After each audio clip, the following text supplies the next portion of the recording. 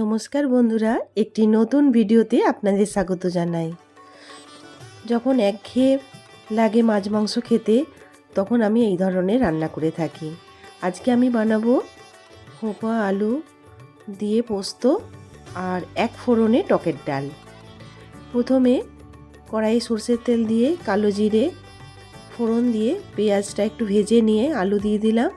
এবার হোপাগুলো সরু সরু করে কেটে রেখেছিলাম, আলু পেঁয়াজ হোপা একসঙ্গে ভালো করে ভেজে নেব।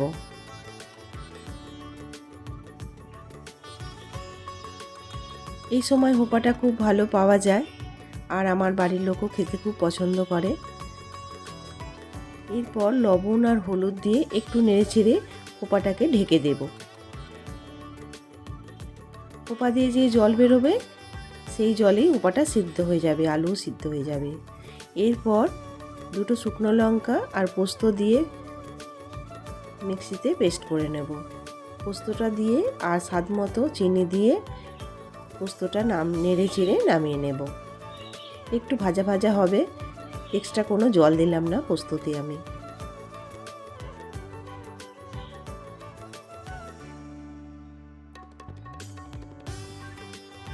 এবার একবারে ফোড়ন দিয়ে ডালটা বসিয়ে দেব।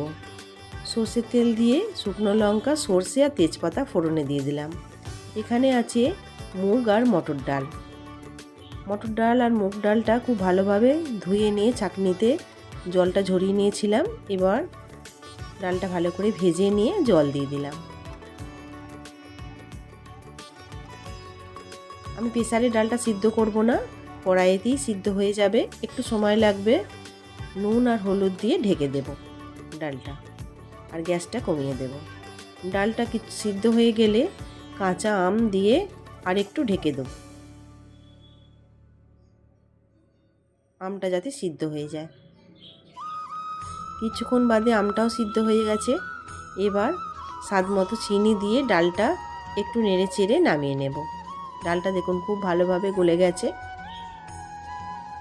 দুটি রান্নাই খুবই সুস্বাদু আর খুবই টেস্টি আর খুবই স্বাস্থ্যকর।